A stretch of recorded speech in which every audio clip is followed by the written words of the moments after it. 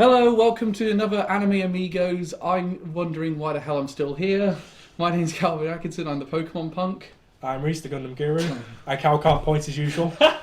I'm Ren. Which way is left? We've only been doing this for 5 years.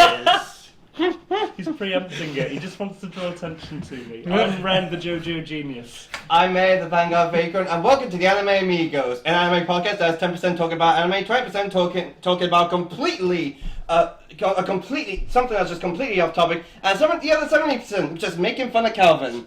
I'm sorry, Galvin. And the last 50% good at maths.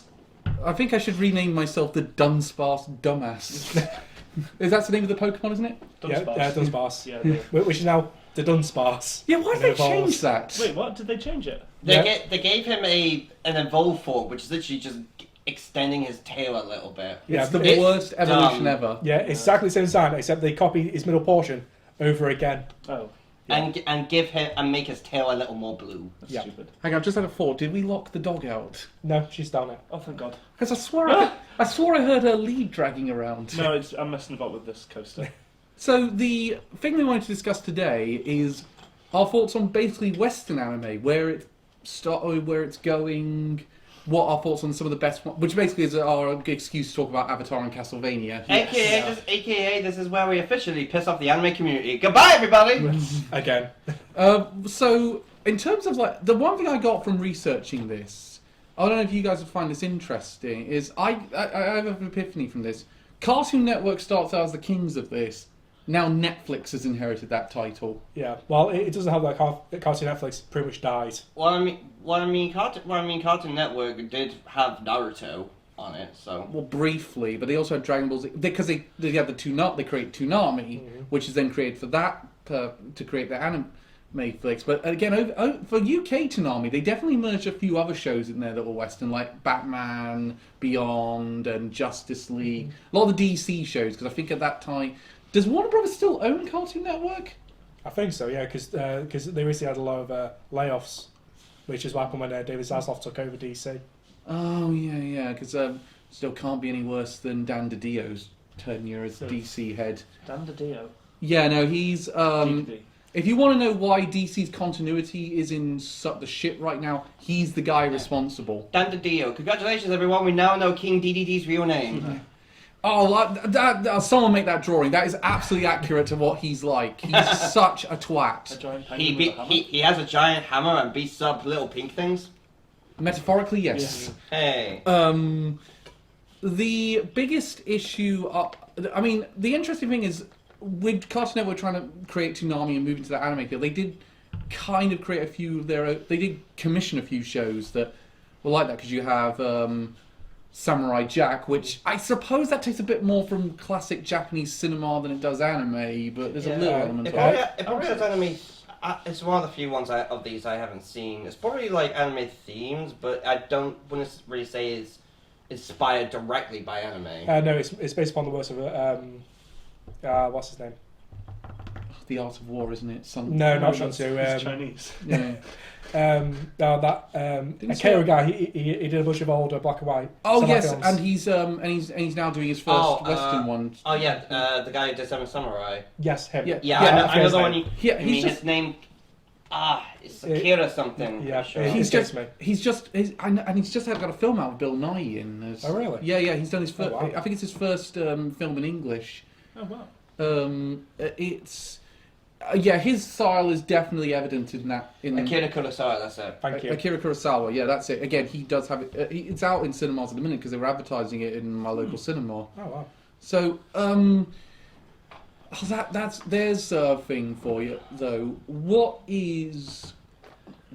So here's the thing though. Again, with that one, you also have Ben 10 gets commissioned, but I don't think I don't think those two shows were the genesis of this. Like, there was a few shows that were trying to replicate Japanese styles. I don't even know if Ben 10 was. Well, really. Ben 10 did take a lot of inspiration, including the forms, because one of his forms is basically just Ultraman.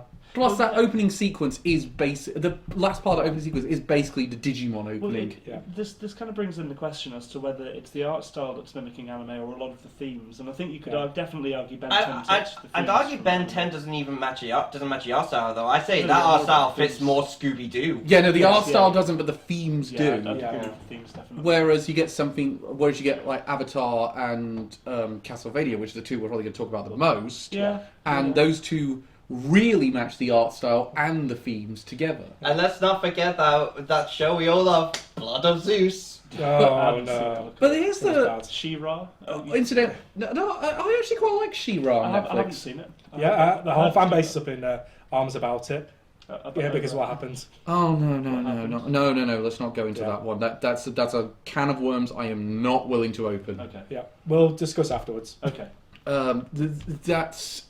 There's all sorts and again, that's another example. Netflix does that one. And Netflix has also taken the Avatar creators' next projects with the Dragon Prince. They've done that as well. Yeah, and also get to have the new live action Avatar as well when that comes out. Oh god!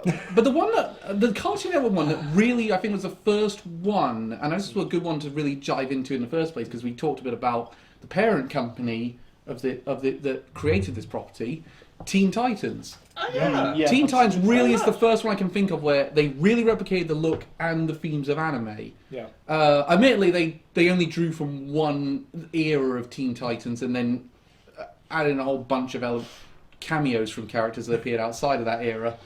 So, but at least it's better than Teen Titans Go. Oh yeah, Teen Titans Go. Teen Titans Go does actually have a bit of a fan base. I can kind of understand why. They've become more self-aware as of late. They look back at their old selves and just go, "Yeah, we were way better." Yeah. Well, I think one of my favourite things from that movie though was the weird Stan Lee cameo where he didn't realise it wasn't a Marvel film. I haven't seen that. That's great. I actually have a weird story about this is completely irrelevant, but I have a weird story about Teen Titans Go, which is I go to that music festival on a cruise ship every so often, the 75 tons of metal. They're like, if it doesn't sell out, I try to get on that one because it's a good thing to do in January. It's a fun thing to do in January. And I went on there one time. There's a thing you can do where you go on with a friend of yours, but I didn't have anyone to go with me, so but the cabins have to be filled up in a certain way. What do you mean you didn't have your ripped body pillow with you? But that so you can do this thing where you sign up to be with a stranger, and normally I get Stranger danger. Yeah. normally you can meet some interesting people through that. This guy I was sat with, I have no idea about him because he didn't speak to me for the entire bloody trip. The only time I came into the cabin one time, he was watching Teen Titans Go. In English or a different language? In English. Oh, right, okay, so he just didn't want to talk to you. No, Maybe he was listening to it in English but couldn't speak English. Oh, that's true, could have been a learning thing. Yeah. no, he was definitely American because. That proves my point. I mean, I'll be able to speak English. I apologise to our American audience. You zero of you. Don't. You shouldn't. And also, I will at least give this a Teen Titans Go. At least it's not Titans. Oh yeah, the live action one. Yeah. Oh, fuck me. Oh, yeah. Like, I looked at it, the casting is alright, but the writing is terrible. Yep. In the very first episode, Roman says, "Fuck Batman." I remember seeing that. Yeah. The thing about it is though, I like the idea. The thing is though, if it created that Titan series that starts at the beginning of DC Rebirth, worth it because that comic series was amazing. Oh yeah. But the thing about Teen Titans is, I think they did it. It's still the original one still holds up. I think even if Yeah, a lot of people have said it does. I mean, it even has a Japanese group doing the opening theme song of it, and also the closing theme as well. Oh yeah. It's Puffy and Yumi, Ah. which incident hi, and even they got their own anime Western style anime done. Hi Puffy Ami Yumi show. Ah. Haven't seen that. Not seen it. Don't. It's not very good. It was just let's capitalize on the Teen Titans singers as much as we possibly fucking can and make a weird Love Live rip-off. God, that would be like trying to make an anime about the guys who did the Chainsaw Man LP. I see that would be better. I would so watch an anime about Bump of Chicken, for example. But I would say, sorry, just going back to Samurai Jack, because another one's just jumped into my head is Powerpuff Girls. I mean, would you say Powerpuff Girls is reminiscent of anime? I'd say the art style's quite... Little bit. No. Yeah. The only one I think really takes it from is Mojo Jojo. Is the only character I think that really Yeah. who is he? Who voices Mojo Jojo? Oh, It's it's not Lex Lang, is it? I think it is Lex Lang. Give me a second. Keep in mind the original one, not the reboot, because he was the only character that came back, the only villain that came back in the reboot, which still irks me to this day. Like you had loads of amazing villains. You had the gang. Oh, first thing that comes up is Mojo Jojo costume. We all know who's Hey. looking him up now. Yeah, you had the Gangrene Gang, Fuzzy Lumpkins. You had him. Yep. You had some of the who's the other Powerpuff Girls villain? oh. It's been a long time since I've seen it. Roger L. Jackson. Don't know. No, don't know. Roger. Roger L. Jackson. Distant relation to Michael Jackson, possibly. The Samuel L. do you know? He's been in a lot of Scream movies. That explains a That lot. tells you everything you need to know about his career. I love the monologue to do. Like one of my favorite bits in Powerpuff Girls, one of my favorite episodes is where Mojo is hired to be their babysitter, and he tries to get him to go to sleep by telling the story of Napoleon. And they point out and they kick his ass by pointing out all the inaccuracies in the history that he's relaying. Now, I'll be honest, the only thing I really remember from Powerpuff Girls is he may have been slept by accident. Don't worry, Professor, I was an accident too. There's I mean, admittedly, with that one, that's a good example actually, because when they meant to make the reboot of Powerpuff Girls, I think they leaned as far away from anime as possible. Yeah. Do you think so? I was like, they were Yeah, embarrassed the by it. remake, though. The reboot of it, and I say reboot quite wrongly because it doesn't start the story from scratch. It's the term, and I hate using this term because it's the dumbest name for something ever. The requel. Oh no. That is a term that's really going about. It's like, it's not a requel, it's a sequel with a slightly different cast. Yeah. That's all it is. I hate that term. Oh yeah, if that was the case, Bayonetta 3 would be a requel. Kinda, yeah. No, but that's the thing. It's like it's not, you could make it a case that it's a revival. Yeah. Which is a term that was used because that term's not very zeitgeist, and the reboot is. They got to call it a requel. Yeah. And it's like, no, it's not. It's just a sequel. Yeah, they tried to do the same thing with the 2008 Incredible Hulk film, if you remember. They classified that as a requel. Yeah. 2008. What? Yeah. After, yeah. Well, after the 2003 one. Yeah. Yeah. Yeah, because the 2008 Who the picks up immediately after the events of Who the 2003. fuck wants to acknowledge the 2003 film? Yeah. I don't know. Yeah. So does that make it technically the first film in MCU continuity then? That is the theory, because when it's been developed, all the people behind it saying, yes, this is continuing on from 2003. Ah, okay. That is bizarre. Anyway, Yeah. well, we Eric know. Banner first Well, Avenger. we know from Spider-Man: No Way Home that all the Marvel films, even the ones that are not made by the MCU, are all in continuity with each other. Yeah, just in very separate timelines. Yeah. Yeah. The God. incidentally, I wish they had more Venom in that one. I think that was a waste of Tom Hardy there. It was. Yeah, Absolutely. Yeah, that was the one thing I wanted. I mean, they have set up now that Venom might be coming into the MCU down the line if they want to do any more with Spider-Man, which, from what I hear, they do. From what I heard, they are planning on like another 3 films with him. Yeah. Which is kind of funny with Tom Holland because he said, if I'm in my 30s and I'm still doing Spider-Man, something's gone wrong. Yeah. I think the plan is also potentially them moving to Miles Morales starting with the next film, which, again, I think that's the right time for that. Yeah. I mean, Miles Morales would be cool. I mean, what they're probably going to do is they're probably going to tie into Secret Wars. but oh yeah, they are doing Secret Wars Yeah. soon, aren't they? Yeah. So they'll probably get Tom Holland in that, give him the black suit, which what happened in the comics, give him that, then shove him off into Sony's universe, and have Miles replace him. Oh no, they're doing a Spider-Man 3 in the MCU. Put it again. this way, at least, of all those villains that showed back up, be thankful Topher Grace wasn't asked to come back. Topher Grace? He's the guy who plays Played Venom in Spider-Man 3. Oh god, the it's a guy rock. who prayed in church Yeah. for God to assassinate Peter Parker. I think That is the stupidest thing in any... Faith Dex build. No, I'm serious. That is the stupidest thing in the entire film. And yes, I do also compare that to the emo Peter dancing scene. And again, That bit was at least fun. That was art. they brought, Yeah, and it also tied into the themes. Yeah, exactly. They brought back every villain except him. Yeah. And do you know what I find funny? Actually, they say all of them. This is the last thing I'm going to say before because we've gone well off topic. But they say all of them. They get them before they die in their films. But Sandman didn't die in his film. Yep. Oh yeah. Sandman, he does go away after Peter forgives him. Yeah. Yeah. It's also explained as well that Electro doesn't die. He goes into Oscorp's mainframe. Yeah, again. Oh, he does. yeah. So most of them don't die. Also, what have I Spider-Man guess? killed them. Also, we don't want to call back. I get why you don't want to call back James Franco, but you didn't want to call back Dane DeHaan either. Yeah, that's true. Oh, the Harry Osborn in yeah. Amazing Spider-Man 2. When he turns Green Goblin away, he just grew actual teeth and fangs. Whereas I will say that I'm just at least happy they brought back that. I'm somewhat of a scientist myself. Yeah, they had Yes. to. They had to. Actually, speaking of Spider-Man, do you think do you think some of the Spider-Man series that Disney XD has done have been replicating the anime style? Because I noticed it a bit in Ultimate Spider-Man. I'd say I've noticed it more in Spectacular Spider-Man, which incidentally is probably my favourite Spider-Man cartoon since since the '90s animated series.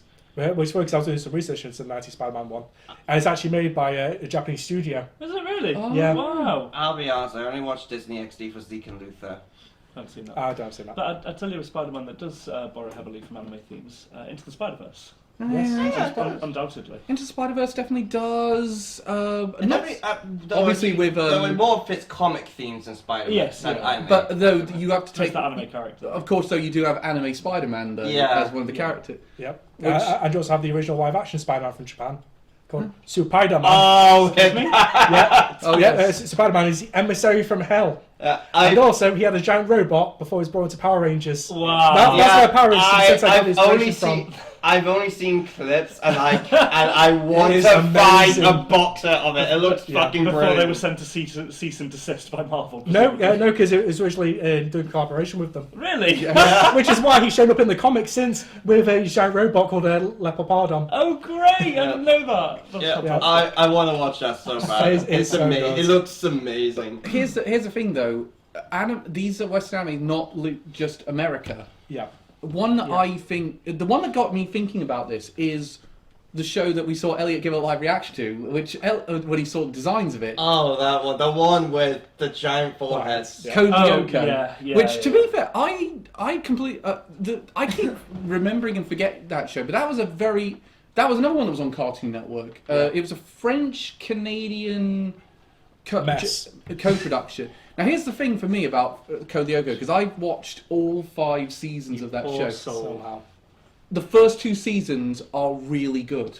Like, I stand by that. The first 2 seasons are really good, if you can ignore some of the very questionable content that was in it. And also very questionable character designs with the giant foreheads. Yeah, the questionable character. But the weird thing is that now that I've been watching a bunch of YouTubers do their things on Code Lyoko, because there seemed to be a bit of a rush of that recently. Yeah.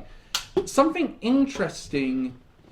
I mean, there's a very interesting production history about the fact they were trying this one idea and that didn't quite work, about a dystopian future, and that didn't quite work out, and they did a short animation to make it, and that didn't quite work out either. Yeah. So then they said, okay, we'll pitch it as the kids are stopping the dystopian future from happening where humanity's ruled by an AI. What's the premise, by the way? Well, the premise of Code Lyoko is that a computer nerd called Jeremy, in his he lives in a boarding school with a kid named Odd and Ulrich. Yeah. And somehow they are just constantly bullied for their names. And they're also friends with a girl who lives off-site but goes to the school named Yumi. Okay. And they discovered this AI in a computer that's held in an abandoned factory. They've discovered 2 AIs. One called Ailita, who's trying to prevent the evil one, Xana, from corrupting devices in the real world to basically end humanity. Okay. And so there's all sorts of things, like it invades a robotic teddy bear and turns into a Godzilla thing. In fact, the first episode is called Teddy Godzilla. I'm not joking. They don't, and their goal is to bring Ailita out of make her a real girl, because then they can shut down the computer without killing her. Okay. And then they went into a massive thing about her origin, and then they went into a massive thing about... Then they didn't bother to give us anything about Xana's origin. And then they brought in the evil Power Ranger.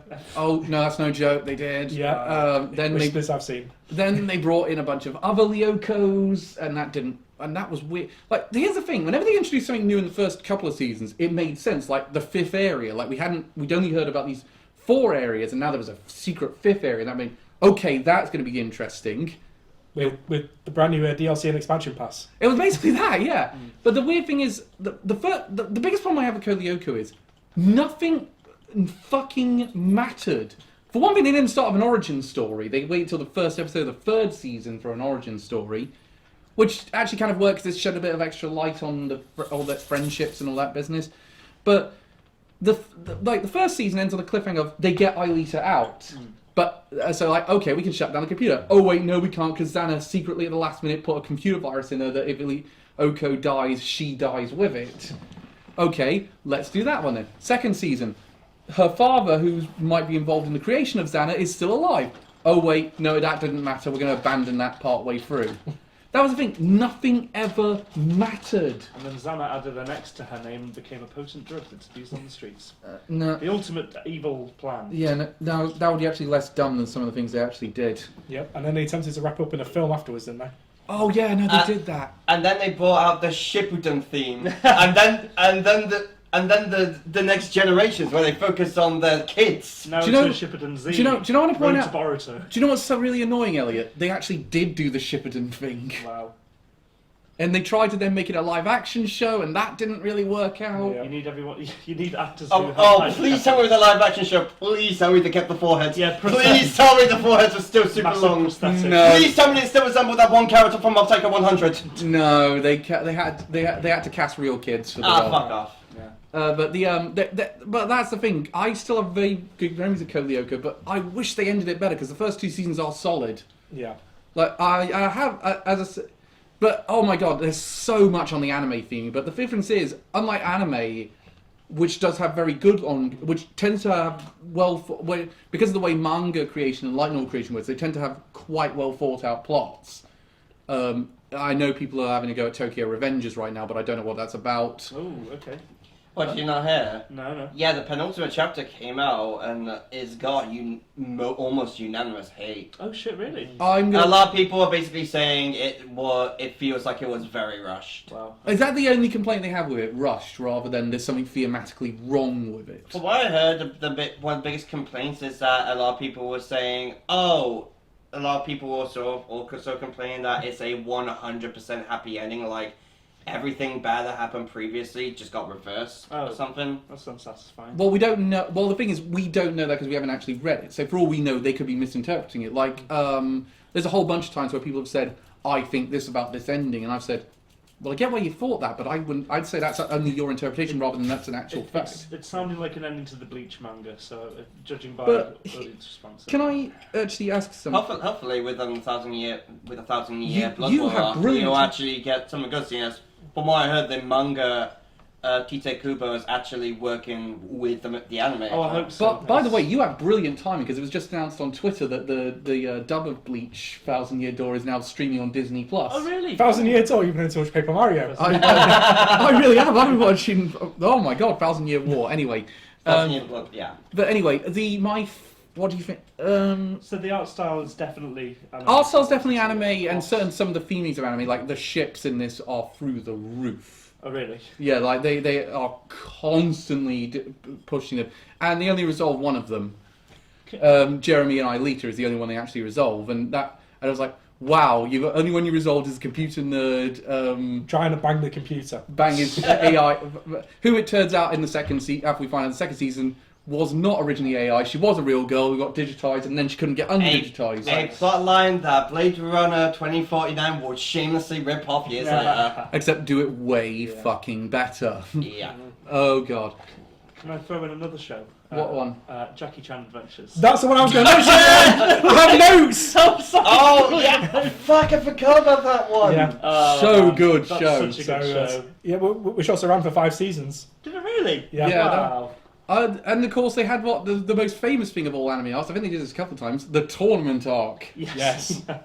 It reminds me. I think it reminds me very much of Avatar's kind of main plot line, almost like trying to obtain different elements and skills and things. But it was these medals, wasn't it? It was 12 talismans. That was it. Yeah. Oh, in other words, they were trying to find the 7 Chaos Emeralds. Or the Yeah. Dragon Balls.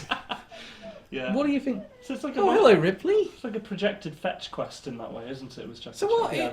all the 12 Sunpuck toes. In case you didn't know, I haven't quite finished Bleach yet. Yeah, that was 20th century. That was Fox who did that one because it was part of their Fox Kids lineup along with, and they were trying to position it alongside. Not getting treats like that, you know. They were starting to position it with things like Digimon and all that business on their Jetix. Yeah. Anyone else remember Jetix? Yeah. I watched Sonic X on that. Oh yeah. Yeah, because around the same time as that, also Digimon Tamers. Oh, actually, I remember binging a lot of Power Rangers Dino Thunder on that one. Oh fuck yeah. Which still probably my favorite Power Rangers. I remember just mostly because of nostalgia. I really liked that when I was younger. Well, I mean that's sorry. We miss you, man. Yeah. Yeah. Very sad news. Yeah. Well, that's a really good comparison. Also, is I mean obviously Power Rangers, but But that is pretty much Super Sentai. Yeah. Well, yeah, but Yeah. but the difference is with Power Rangers, they took Super Sentai and then just dubbed Western actors over. Yeah. it. They did Super Sentai, but made their own thing with it. Yeah, so the whole thing of Power Rangers is they took all the fight scenes, brought those over, and filmed new Western segments with the Western actors. Oh, okay. Yeah, which is why if you go back and look at the original series, they couldn't get the original Green Ranger's costume from Japan Oh, really? because the shield kept breaking. Oh. So for the Western footage, Jason David Frank's shield is made of like a really crappy material. Oh no, I didn't know that. So you can tell the difference in quality between the Japanese footage and American. But they also didn't have a lot of footage of the Green Ranger, hence why they had to come up with loads of reasons why Tommy kept losing his powers. Speaking of which, rest in peace, Tommy. Rest in peace, Tommy, man. He actually has one of my favourite lines in Dino Thunder where he's captured by the villain. He says, "Why can't you just be like all the other maniacs and want to take over the world?" Yeah. But the whole thing of Power Rangers is that they didn't expect it to be so successful. So they went to Japan and asked them to make more Super Sentai footage with those suits. Oh, wow. So they keep using them. Oh wow. Actually, while we're adding extra sort of inspired ones, there's one I've learned about recently. That's a YouTube shitpost called Putus Engage. I've not heard. It's of that. basically two heavies from TF2 breaking into Area 51 to get hentai, and it is fucking amazing. Oh, Brutus, yeah, because the Brutus, yeah, that's right. What's the? Is there any ones that you can think of, Elliot, that were broadcast on television, off the top of your head? Oh yeah, not really. I know. Well, Pick me. Stormhawks. Anyone watch Stormhawks? No. Just No. me. 3D anime, so cool. here's one I've wondered. Does it count Arcane? I'd say Yeah. no. Oh, I would say yeah. No, I would personally. Anyway, I would. so that's the difference. Fucking hell. No, honestly, I would. No, honestly, I would say no. I don't think Arcane really fits. It's just because again, it has a very different art style, and the story's not really that anime inspired. It's very much more. It's just telling a League of Legends story. Yeah, League of Legends did borrow quite a bit from Japanese mythology, but not that much. I think it. Well, I don't know. I think it's produced in the East anyway. Question mark is Arcane. I'm not sure. No, I don't believe it is. I believe it is a Western production. Oh, is it? company. Okay, fair enough. Because I know it's a Chinese company that owns League of Legends. Does Tencent own? Tencent? They got a giant stake in Riot. Yeah. it might be. Riot Games makes Yeah. League of Legends. Yeah, hence why it's coming to Xbox Game Pass in a couple of Yeah. weeks. And it's Tencent who are in a massive chunk of that. And I'm buying it on Game Pass to get the extras to piss off our mutual friend who doesn't like the fact that people on Game Pass are getting automatic. I mean, I'll be honest. After Arcane and Ruination, I am very much getting a bit more interested in League. Oh, Hashtag honestly, main and Moo. No, you don't play. You don't play, Cal. You can't be a main if you don't play the game. I feel like my main will either be Callisto or Viego. I like the Both of them are pirate very ones. cool. Definitely the pirate ones are going to be up my street. Oh yeah, Gangplank, Misfortune, you'd love them. Yeah. So But I want to. Quiet, Ripley.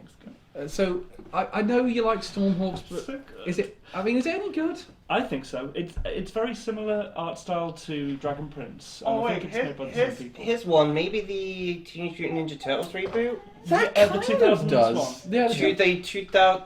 The 2003 one. Yeah, the early 2000s That was- one. which considering that a lot of aspects of it, but it's kind of interesting. It took until that live action film where Titus plays Leonardo that we got a Japanese actor playing Splinter.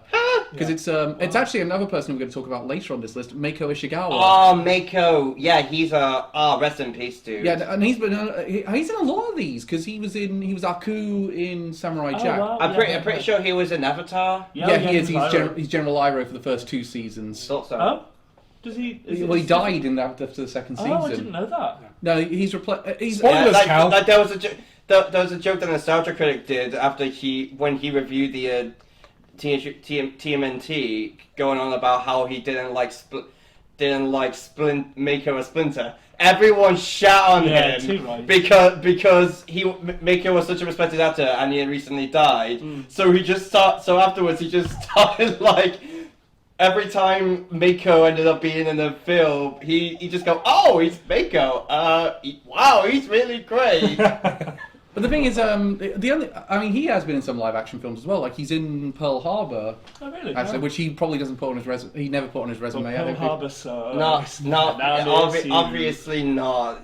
Because That is a terrible film. yeah, like you know your film's bad when U.S. Marines say, "I can't swim." No, it was that bad. They actually had to set up a hotline for veterans to ring in Really? to talk about because it was that uncomfortable and wrong to actually happen. Yeah, it's basically the opposite of a Hot Fuzz. It's also incredibly. It also has some really wrong facts, like the Japanese firing on a hospital. They never did when they had a clear shot and they chose not to take it. Yeah. So you can What say do you expect? It's Michael fucking Bay. you can say what you like about you can say what you like. You can say what you like, and there is a lot to say about how appalling the Japanese acted in the Second World War. Yeah.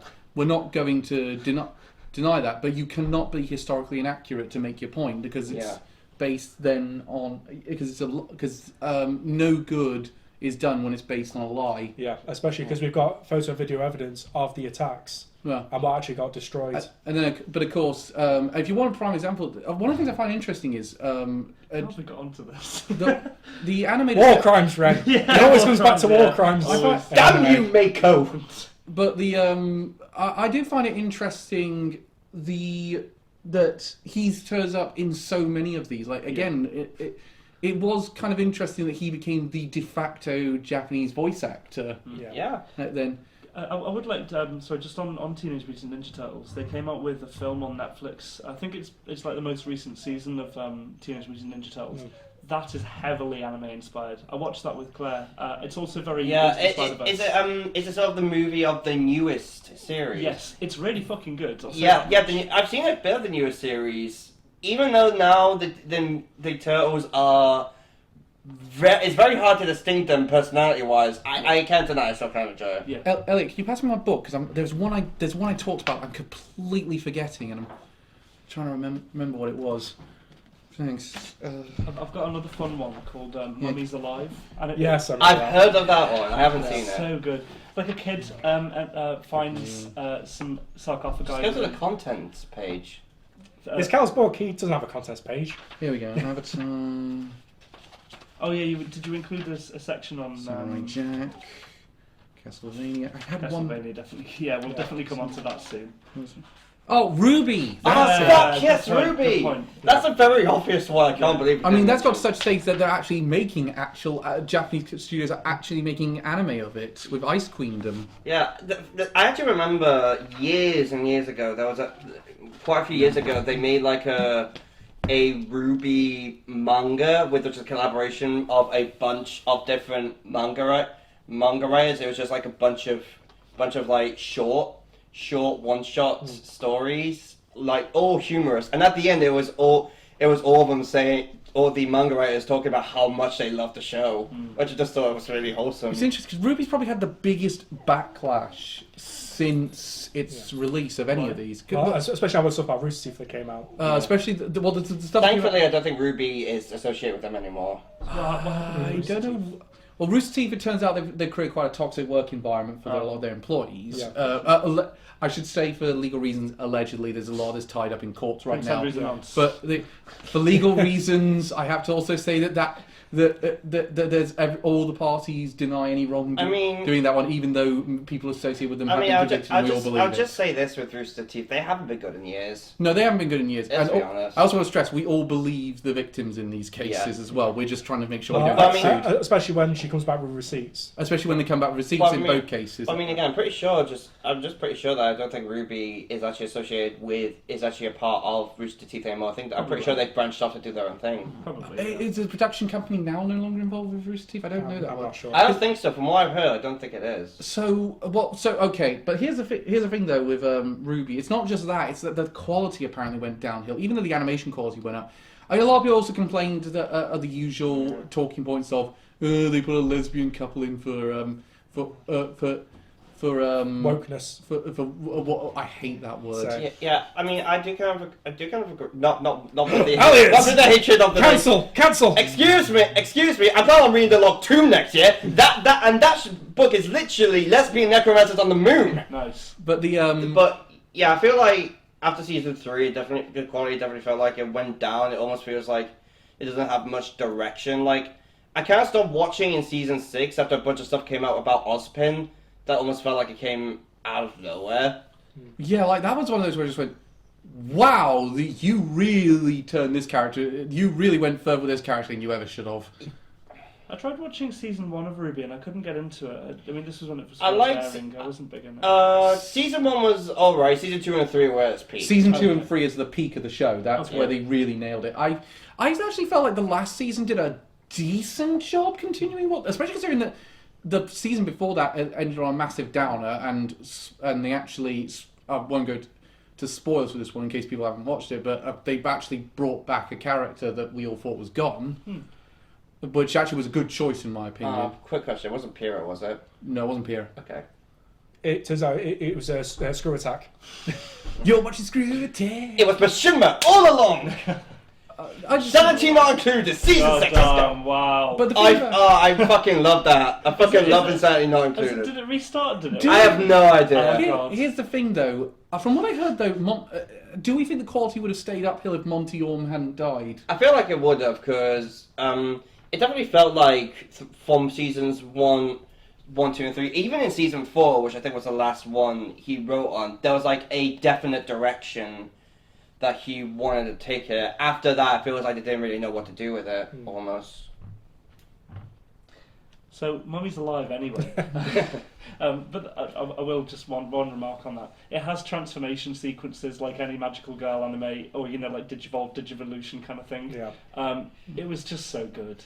It wasn't good at all, objectively. I cool Ren, to I watch. watched it. No, it I wasn't. love the animation style. Though. No, what was it one is Samurai Pizza Cats. Remember that? No, Yes. What's that? It's one old cartoon I barely remember. It's- Cal probably know more. It was another one of those shows made to sell toys, like Biker Mice from Mars. Oh, yes. What about Claire told me Street Sharks? Yes. Yes. I actually have it on VHS tape. I used to of have one Street of the Sharks. toys. I think my brother had it. I mean, Yeah, Bion- also, it was the first ever appearance of Vin Diesel.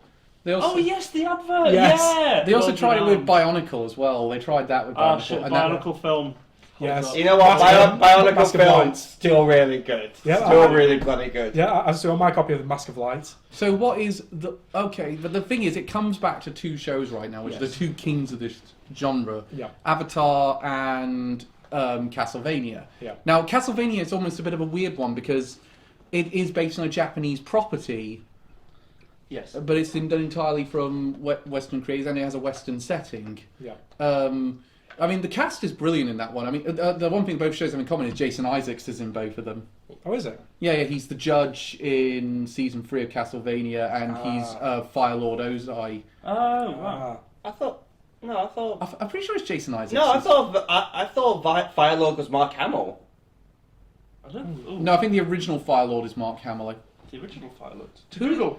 Fire Lord Ozai. Who's Fire Lord Ozai? Again, I'm certain it was Mark Hamill. I was certain it was Jason Isaacs as Fire Lord Ozai. So most people should be familiar with these shows anyway. I mean, Avatar is one of the Yeah. most popular franchise. I would say franchises to come out with these. Oh yeah, it was Mark shows. Hamill, but then Daniel Day came.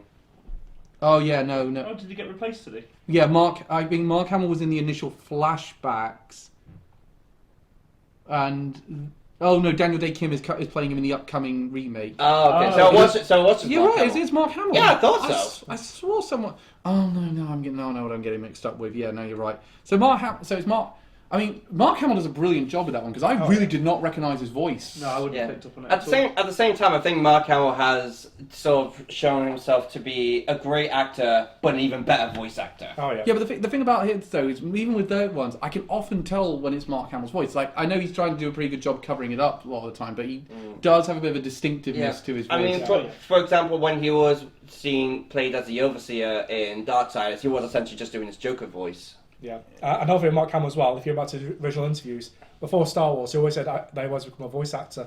One of my favourite roles for him though is when he plays several of the experts in the sort of council that's monitoring Death Clock in Metalocalypse. Oh yeah. And he's like the big bad. He only gets to do a few lines for him every season, but he makes it work so well. Like I want to go.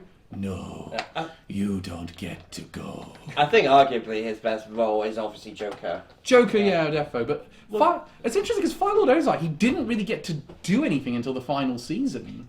Which I like. I honestly really like. Absolutely. I liked how in the first how we saw more and more of him with each one. It kind of showed the Fire Lord as an overarching presence, not just with trying to capture the Avatar, but also just in Zuko's life as well. He's very. I know you'll probably disagree with me on this one because you're a big fan of this, but he's very Sauron-like in that sense. Like he doesn't appear on screen that often, but you feel his presence. Yeah, like he's an overwhelming force kind of. Yeah. Yeah, so he's definitely more of an indirect threat. Yeah. And A lot like well, seeing as we'll talk about it in a bit, a lot like Dracula and Castlevania in that way. Sense. Now I remember it's Jason Isaacs voices the general who's the villain in the first season. Oh, I know the one. The Earth general. No, the fire. No, the one who was fighting Zuko to try and catch her in the first season. That's who Jason Isaacs' voice is in, and he. It was weird when he hadn't come back for that cameo in Legend of Korra. That was, mind you, that season of Korra was pretty weird to begin with. Sorry, just as a side note, I watched the top 10. Tell you which channel it was. It was fucking Watch Mojo. So obviously that tells me. You watch Mojo? It was just for some ideas. Dude! Just for this one. And they had fucking Legend of Korra and Legend of Aang on the top 10 list. That's bullshit. You can't have fucking both. Put another show on there. That's just dude, that is one step below what culture. Just know. We'll go. That's one step below Anime Amigos, I think. one step below what culture, one step above BuzzFeed. The thing is, though, at least with What Culture, they actually have discussion episodes which actually are a little more intelligent. However, a lot of their opinions are fucking bullshit. For example, in What Culture Gaming, a while ago, they did a video on the worst plot twists in gaming. Most of them weren't even plot twists. Yeah. They were plot points. Like, for example, one was, Vaz dies early in Far Cry 3. That's not a twist! Yeah. That is a plot point. Exactly. That is a plot point. Get it right. I don't care if you have an Alter Bridge t-shirt. Go away! There's a plot twist is something that twists the plot. Yeah. I mean, like some of the vaguest definition. This is probably a very vague definition, but you also like to shit on Bioshock Infinite a lot. Like for example, Age of Ultron. We go through the entire film thinking Hawkeye's going to die. Twist it, Quicksilver dies. Yeah. Even though that was a dumb plot twist, and they actually shouldn't have killed off Quicksilver. Or in the Smurf 1 movie, they thought Clumsy was going to ruin everything. He didn't ruin everything. Fight Club, prime example. Yeah, exactly. One of my favourite plots. One of Shyamalan's actually good plot twists, Unbreakable. Yeah, that's a really good plot twist. Don't talk about the glass. Oh god, that was so bad. Hey, Split was good. Split was all right, but then it's a bad finale. Glass was a terrible finale to all of them. Like, he gets killed by a fucking puddle. Yep. Pardon? Yep. That's how Bruce Willis's character dies. He gets pushed into a puddle and drowns. Yeah, that's about 1 inch deep. One of my and it turns out there's a secret society hunting superheroes. Nice. That's just the boys. Yeah. Oh, by the way, they only introduced that in the last 5 minutes, and then they all the friends of the 3 individuals post it on YouTube, and suddenly it's on every single news channel, even though people would clearly think this was special effects. Yeah. Wow. Oh, that film is dumb. Yeah. So, Avatar. incidentally, so I was right. Jason Isaacs is in both of them. Yeah. But incidentally, I actually think he does a really good role in Castlevania as the judge. Like he's a really good villain by Oh, the yeah. end. Yeah. What the fuck is toilet paper? Incidentally, the difference is, of course, Avatar's. Avatar is very much kid-centered. Meanwhile, Castlevania is strictly adult. Yeah. And also the themes are, I mean, it's more westernized, isn't it? It's like Eastern Europe in Castlevania, but Avatar is very much Asian inspired, isn't it? Yeah, definitely. With the exception of the Water Tribe, which are very much inspired by Inuits. I think that's the correct term. Actually, that's something I really like.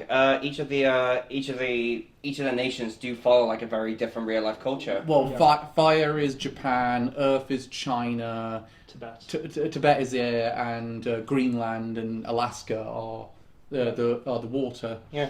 Yeah. Which I mean, very clever idea. I do like the fact though the comics introduced something which the shows didn't, which was the idea of when the first comic, which isn't that good, but it introduced a good, cool idea, which is that some of the people in the Earth Kingdom had married people of the Fire Nation, and they didn't want the split to be entirety. They thought, because they lived their entire lives like that. Yeah.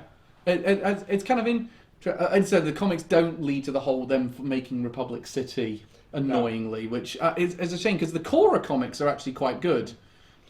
No, because the best thing about the Avatar comics is that they actually bring back Zuko's mum as a plot point. Oh, do they? Yeah, I mean, which completely dropped in the show. No, it was kind of hinted at in the last episode. Yeah, the last episode. It's sort of like we are going to continue the story, just not as a show. Which and they did continue it in The Search, and they actually did a very good job answering the question. That's the only good one actually of the bunch of them. Yeah. Which is weird because it wasn't the first comic they did. The first one there was a second one they did. It was like the one everyone wanted, and you waited to go second.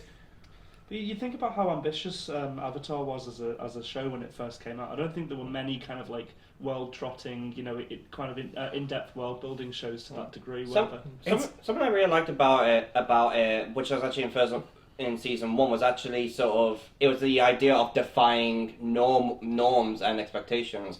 Like, for example, Kitara is one of the best examples because she wanted to be a fighter, but female waterbenders were often exclusively healers. So it was just sort of defying gender norms in that sense. I think one of the biggest issues I had with the third season was the fact that they tried to increase Sokka's role when they didn't need to.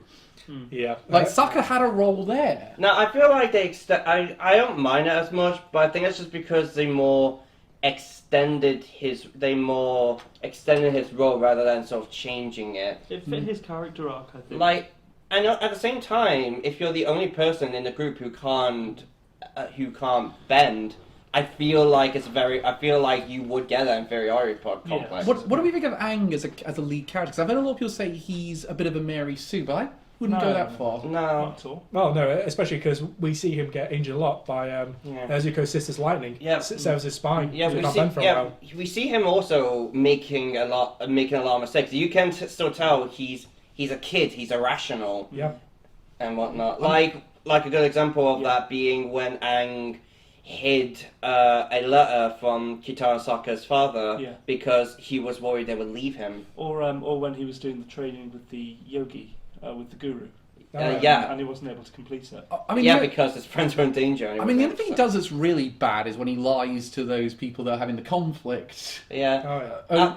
He made it up. In all fairness, though, I think that was just because just stop fucking arguing! Yeah. For God's sake, just get along! To be fair, I was so annoyed by those people in the end that I would have done the exact same thing. In fact, I did like the fact in the recap episode they acknowledged how bad that episode was by saying, let's just skip it. Yeah. By the way, best recap episode ever. I'm trying to think of like a parallel in anime, and I think probably Naruto might be a good one for Well, Avatar. Naruto definitely was a big influence Yeah. on Avatar. I say Naruto more because of the elemental jutsus that it has. Well, also because like this achieving a prophecy kind of thing, which comes into play much later in Naruto. But would yeah, you say, though, Naruto I don't doesn't- know if that'd be the case because the prophecy came, I think, quite a while Yeah, it was- after Avatar it was ended. well into Shippuden. One of the things I like about Avatar, though, is it does two prophecies at the same time, and it's unclear which one is actually going to come Yeah, true, yeah, if yeah. either. In fact, we know, and what I like about the first one is the first one comes true, but it doesn't work. Yeah. And that's a really cool idea. And I thought, okay, that doesn't mean that means the next one, anything can happen. Yeah. I think it works a lot better with Avatar because you go into it with this is going to be the culmination of these events of this series. In Naruto, it is like, oh, everything's actually been part of a much greater plan, so it doesn't work as well. I think Avatar does it much better. Okay. Well, yeah, the because I guess expectations I guess the difference is Avatar established a prophecy straight away, Yeah. and everyone knew the Avatar was a very big figure. It's just we didn't know how it was going to play out. And Avatar has been such a big influence. Like you can see it. Like look at the Raya and the Last Dragon. That is practically Avatar. Yeah. Like, it borrows so much Yeah, from yeah. Avatar. Like they can deny it all they want, but other that being said, I don't believe the creators have denied. I believe the creators did say we. The creators did say we did watch Avatar, but anything is. But I think they tried to imply it was coincidental. Yeah. No, Which is like, no, it's not coincidental, guys. It's just okay. So it's a show about a chosen one in a nation with bridging four nations of different parallels together to fight a great evil that's put. Oh god. What about Harry Potter? Maybe that's a good parallel in terms of the Chosen One narrative going to fight and defeat Voldemort. Like Yeah, but I don't even- Ozai. I don't- I'm sorry, I hate to bring. I don't Yeah, know. I don't like bringing don't- up Harry Potter Yeah, right no. now. In that case, Percy Jackson. Thank you. Yeah, that would work. In Percy Jackson, it was established very early that there was a prophecy, and it's actually a very good prophecy because it was kind of implied that Percy would either save or destroy the world. Which is essentially. interesting because that's also ties in very well with Greek mythology. So Percy Jackson. The books are. I actually listened to a bit of the Lightning Thief on audiobook. I haven't finished it, but because they won't release any more comics, annoyingly, and I wanted to read the whole series in comic form, but the thing for me is though that with it does with that one it kind of really works because it's well thought out on the whole prophecy. Yeah. So also someone just I know we're going off topic, but with Percy Jackson in general is that it's also the Lightning Thief does a very good job of telling a Greek tragedy because the main premise of the Lightning Thief is Percy looking for the lightning bolt and traveling to the underworld to try and bring his mother back. But when he gets to his mother, he has the chance to save her, but there's only like I'm skipping a lot, but they only have like 3 orbs to bring them back to the surface world, and there are 4 of them. Percy is about to give it to his mother, but he realizes she wouldn't want that, so he just says, "I'll come back for you." So he failed to do what he set out to. Does anyone else think that Percy Jackson would be really good for like the Netflix Castlevania treatment? Give it that anime aesthetic. Well, we are getting a Disney Plus series. I know, but I would like it if they. Is it animated or live action? Live action. And no, personally, I think it fits very well live action. I know it could work live action, but I just think with some of the high concepts in that show, wouldn't it make a bit of sense to maybe go animation? Yeah, it's also the fact that Disney writers have not been good recently. Actually, I'm hopeful for this one because the author Rick Riordan is very heavily involved in it. I'm guessing he wasn't very heavily involved with the last 2 movies. I don't think he was, and so because like he's been promoting a lot, he's been talking about the development of the series a lot. So I have very high hopes for Percy Jackson personally. Hopefully, Dominic No won't have to have his censored mode on again. So I think Avatar works really well, kind of bending that Western yeah. narrative style into Hey-o. very anime. Bad choice. So yeah, shit, didn't think of that. But here's the thing as well, that did not work when they tried to give it the live action treatment. No. I mean, it didn't help that M. Night Shyamalan was in charge of it completely. I mean, at the same, that's mostly because of M. Night Shyamalan. It was No, because there's Oscar's actors as well they used. yeah, like My name is Ong. It's Aang. yeah, just I am Sokka. God, No, Super Soaker. And like the fact that she didn't even ask what Aang's name was until they reached the Air Temple. Yeah. Or how about the fact that it took 6 Airbenders to push, 6 Earthbenders to push a rock? It was a small rock at that as well. Whereas compared to the series, where all of them were on a steel platform, so they couldn't earthbend. And the worst part, the Firebenders put them in a prison surrounded by Earth. Really? In the show, they put them on a metal boat because until like the 3rd season where Toph learned to do it, they couldn't bend metal. Yeah. Also, on that note, they also way to waste your also that episode had you robbed Katara of one of her best moments, and two that episode was brilliant because they had George Takei as a general. Well, additionally, then our Avatar shares a problem with that many anime do. Then having shit live-action adaptations, unfortunately. But the thing is though, it's going again. Netflix are doing it again, and from what I've heard, this one is apparently working a bit better. But then again, I heard that about Resident Evil Netflix. And from what I've heard, the people who worked on the original Avatar noped out that project. Yeah, they did. How about make some animated series only be animated? Well, here's a novel How concept. how about just leave them as it is? Yeah, exactly. Novel concept. Come up with new stuff. I mean, we all agree Avatar's excellent. Yeah. It's my favourite kids show. Yeah. What about how do we all feel about Legend of Korra then? Because there's a massive backlash to that. I honestly haven't seen it. I've seen From what 2 I- seasons. I know there's like a lesbian romance in that one. Oh, Yes. not only bisexual. Bisexual then. both characters are bisexual, but and it's confirmed in the comics. I should stress. Yeah. And But at the end of the series, right? yeah, but Which the is comics confirmed it for sure. Which is something I really like. I think it's like one of the first kids shows that kind of has that sort of Yeah. LGBT Representation, and again, they actually go into the comics. Again, go into further detail about the whole fact that the Fire Nation actually made it illegal. Yeah. So they actually used real world parallels and said that it also revealed another character was also gay, but I won't say who because but it was one of those where I was like, well, you did a very good job covering that one up because I had no idea. But the thing about Also did J.K. Rowling. Yeah, so it was an afterthought, basically. except Hermione was a black woman in a wheelchair. that is Neville Longbottom is one of the elements from Discworld. Yeah, despite the fact Hermione was described multiple times as having bright alabaster skin in the books. Yeah. Congratulations. I'm gonna have to edit all this out for a feel to Well, no, that's true. That was. to avoid accusations of Well, racism. no, it's true. Like people were saying, like it's my headcanon that Hermione's black, and she said nowhere in the books did I talk There's about her a, colour the, of her skin. the chosen one is in Harry Potter. It's actually a random character called Ebony's Darkness Dimension Ravenway. Shadow Light Angel Killer. By the way, read my Immortal. It is so bad, it's fucking brilliant. Okay, now I'm a bit more scared of internet cancellation. You shouldn't be. Who cares? Especially because everyone shits on JK equally. Thank God that you actually explained that to me, so I now know I'm not going to get. Yeah, so it was the whole thing that she just didn't remember what she wrote. Okay. And people found. And also, everyone shits on J.K. Rowling rightfully. Yeah. So right She's a now, bad author. She also did the same thing with Dumbledore as well. I mean- oh no, he was secretly in the closet the whole time. Yeah. I mean, apart from the fact, That changed everything. Thanks. apart from the fact that, apart from the fact she's a bad author, she's proven now she's a terrible person. Yes. Mm-hmm. But What a good combo. here's the thing for me though. Legend of Korra, I think it gets way too much hate. To be honest, I think for one thing, they had way more interesting villains. Yeah, especially with the whole, the first season, where it's the whole cult.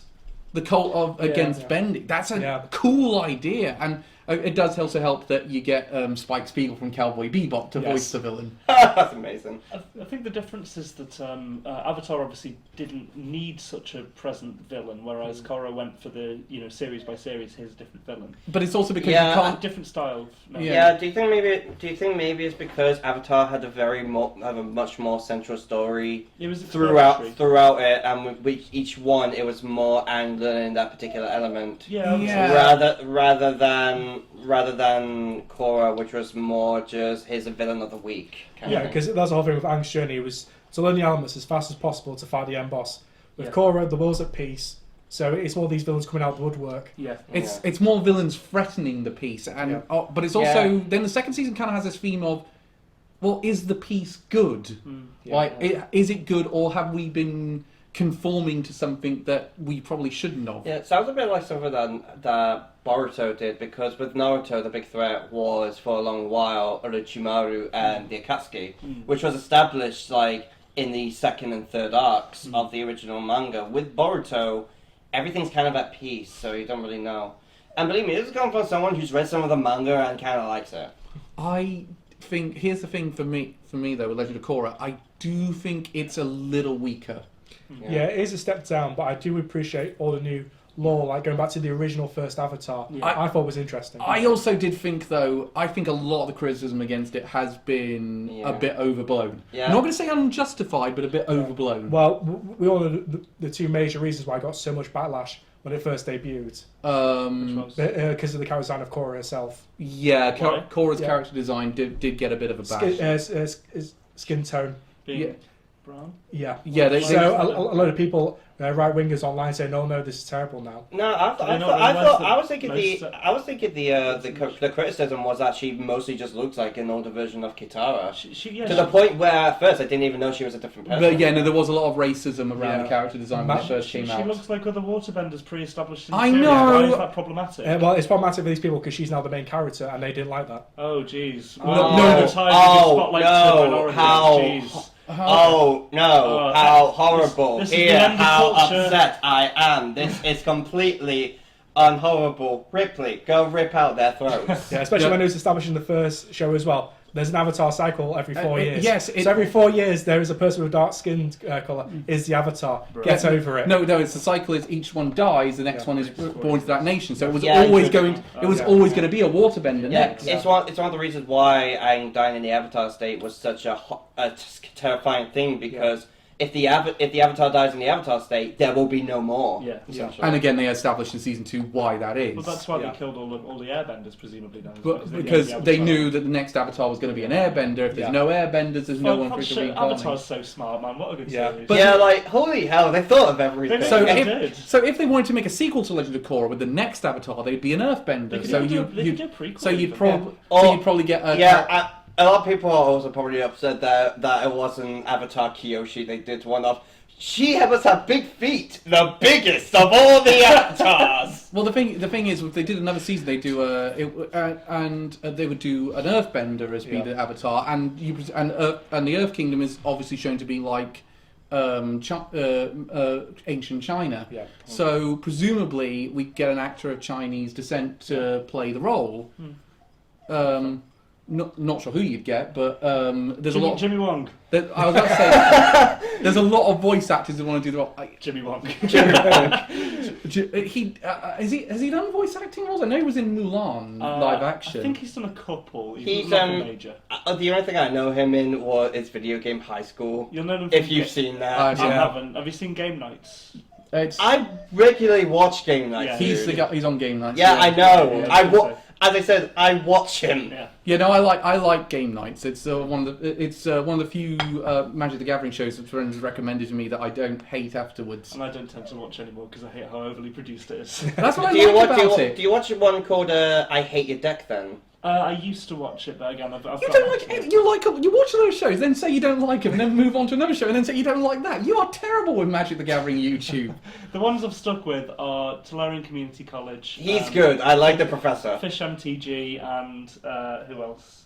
Knights and Magic Gaming. Not Knights and Magic. No, what's it called? That's the anime we watch. Yeah, I know. It's definitely That's Knights and our Magic. anime of summer 2017. We're sorry.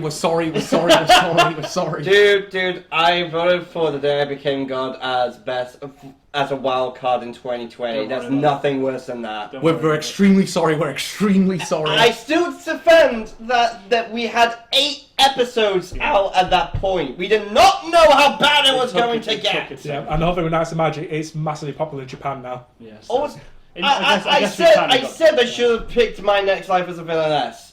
Yeah. And also, I did give you the option. I did say either that or Sing Yesterday for me. Which You I should still hold that show's good. We should have picked Sing Yesterday for me. Yeah. We really should have. Shall I suggest we move on to Castlevania then? Yeah. Yes. Sure. AKA my favourite show. We're gonna talk about Castlevania. I mean, Castlevania's gonna have a new incarnation soon. Oh? Well, yeah, they're gonna do. We're gonna do. Oh, yes. Yeah, Trevor Belmont's arc has Simon. ended, and so now we're going on to Richter. Richard Sorry, Belmont's. So we're completely skipping Simon, Yep. I'm ironically. sure we'll go back to him. So he's. They probably saw Captain N, saw him in that. Just went. You know what? We're good. Let's. But I mean, so they're probably going to adapt Rondo of Blood and Symphony of the Night. Yeah. But here's the thing: they're going to obviously no restraint on spoilers now because we've done restraints on spoilers up until this point talking about Castlevania. We're going to show no restraints now. We're going to have to really retract Dracula's character arc in order to have him be the villain in either of those. Yeah, because at the end it kind of seemed like he was turning over a new leaf in the end of season 4. Yeah, and again, Rondo of Blood starts with Dracula kidnapping 4 maidens, including Richter's childhood sweetheart. Yeah. If you ask me, my theory, maybe they'll go down the route they did with season 3 and 4, where they just do their own thing. Oh yeah, it's And which I'm not all against. They've proven with those two that they can do a good job with doing their own thing. well, Shaft is kind of also the villain in that one, and the obvious jokes have all been done, so we're not going to indulge in those ones. We could you might not. I mean, they could have like another powerful vampire take over as the main threat rather than Dracula. I Yeah. Although if they do bring Shaft in, we need to petition Samuel L. Jackson to voice him. Also, someone actually kind of found cool. Camilla, the female vampire. She was actually the first ever vampire. Like the one, like when it comes to one's written fiction, she predated Dracula. I didn't know That, which I thought was pretty cool. Now, One thing I learned while watching the show is that the one who looks after the long-haired guy with the hammer. What's her name? One of the 3 vampire ladies. Oh yeah, I she know. keeps- I she know keeps- the one that looks after Victor. Something like that. Yeah, she's voiced by she voices Queen Victoria in Civ 6. Okay, that's cool. Just saying, it does That's things to me. it's an excellent cast you got there. You got Richard Armitage as Trevor. Yeah. In fact, you got also the guy who played not Dwalin. Yeah, Dwarven. Who Who voices Dracula? he voiced Dwarven. Dracula. So you got a bit of a weird place to have a Hobbit reunion. Seriously, I don't think there's a single bad voice actor in that. That is like some of the most solid voice actors I've ever I heard. mean, one of my favourite moments in the whole show has to be where you go, please, we're not children. Eat shit and die. Yes, fuck you. No, one of my favorite is when Thingamager goes, they have an entire book about animal penises. You sure that's not one of his bedtime stories? Again, the brilliant job with the casting of Alucard in this one. Yeah, absolutely. My only concern with Alucard is they kind of reversed his whole character thing when they got to season 4. They kind of like said, season 3 didn't mean much. Yeah, I was kind of that was a bit disappointing. Yeah. No, I mean, Though maybe I guess in season 4 maybe it was kind of him turning over a new leaf. I suppose so, but he turned it over a bit quickly for my liking. Like I always knew that was going to be kind of his character arc, but he turned it over a bit quicker than I. Yeah. But that being said, it was cool when we saw the gang reunite again. Yeah, Yeah. absolutely. Oh, and let's not forget that one scene. You must be the Belmont. Well, there's a whole Overly Sarcastic Productions did a whole video essay on that one scene. Yeah. Did he? It's a brilliant video, and but it. The only one of them I saw was Edic's one with Syndrome. Oh The yeah, Cannibals. That was a good one. one villainous scene. Yeah, those are always good ones. But that being said, they also got Bill Nighy in of all people to. Oh shit! Yeah. Wow. Yeah. Didn't he play the pirate vampire? No, He was a wizard guy in. It was a guy in the lighthouse, wasn't it? He's the guy who is basically makes a deal with death and then That's it. trying Oh, to him. Oh. Yeah, I know that one. yeah. I think it's that great line saying he's going to have sex again. I remember watching that because he was in season 3 first, wasn't he? He was in season 3, then turned up again in season 4. And I was like, I know that voice from. There is a new god in town, and he's going to have sex again. It's quite all right, Barbara. I ran it under a cold tap. It's like, how is it? No wonder the show's still working. We got Jason Isaacs and Bill Nighy in the same show. Hello, Sergeant. How's the hand? Still a bit Sort stiff. Here's the thing. Most people say season 2 is the peak of that show. I incline to agree. Personally, I'd say season 3. What do you, Reese? I just love all equally. I think it's too hard. It really is actually. Yeah, it is a very good. Like they do an amazing job with Dracula though. Yeah. Like Dracula was one I was wondering what route are they going with this character, and then they went, Yeah, oh my like, god, they've done a brilliant Dracula is how you do a sympathetic villain. Absolutely. Yeah. Like How he's essentially going on a suicidal genocide throughout the entire. But one of the things I do find interesting is Trevor basically when he hears what did they do to piss off Dracula? Oh, they killed his wife. I was like, Oh shit. Well, I was like, yeah, you kind of deserve this. Yeah. I mean, One scene I love one bit I love from season 1 is when the priest goes, "Everything I've done has been in his name. Everything you've done has made him puke." I love that line, especially considering the bishop is such a one-note villain. Yeah, absolutely. I mean, they kind of bring him back briefly for that flashback. So, nothing to do with God. Yeah. No. It's like, I hate that guy, but fucking hell, the voice actor did a great job with him. Yeah. But I also really like the relationship between Isaac and Dracula. That's a really interesting angle to go down. Yeah. I mean, Isaac, for one thing, is it's interesting they took those two characters from a lesser-known PS2 game and really expanded their roles out. Yeah, absolutely. So obvious anime parallel, Hellsing. Yeah, that's the obvious one. Hellsing. Obvious parallel is obvious. I guess another one, Vampire Hunter D. Vampire Hunter D definitely has a parallel with it. The vampire dies in no time. Oh no, that's just Castlevania, but funny. Digimon Adventure with Myotismon. Yeah, very true. Yeah.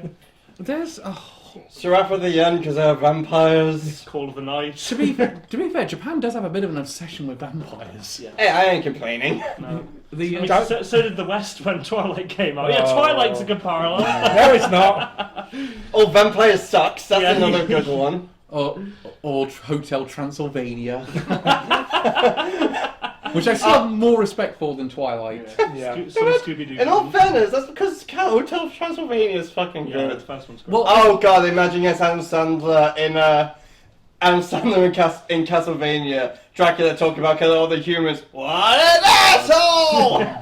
but my favourite, actually, interestingly, that does tie into one we talked about earlier because it's same creator as Samurai Jack, Hotel Transylvania. Is it? Yeah, I know that. both are done by Geddy Tartakovsky. Did not know. Oh, that. that's cool. Yeah, and also he did Powerpuff Girls as well. No Yeah. way. Oh, yeah, that you makes said- sense. Yeah. So, but again, Comics completely abandons his Japanese influences with Hotel Transylvania. Well, he's making a film for a larger company, presumably than just Yeah. Cartoon Network. Yeah, Well, I think Sony does. Yeah. Yeah, That's crazy. I think that was less for his creative decision and more because of the studio he was working for. Yeah. Yeah, but again, incidentally, Hotel Transylvania got a short before the Emoji Movie, and it was better than anything in the Emoji Movie. Yeah. Did it really have a short before it? What? Yeah. I don't know. They introduced the. Do you remember? Have you ever wondered why there was that massive dog in the third movie that came out of nowhere? It was introduced in the short. I haven't seen.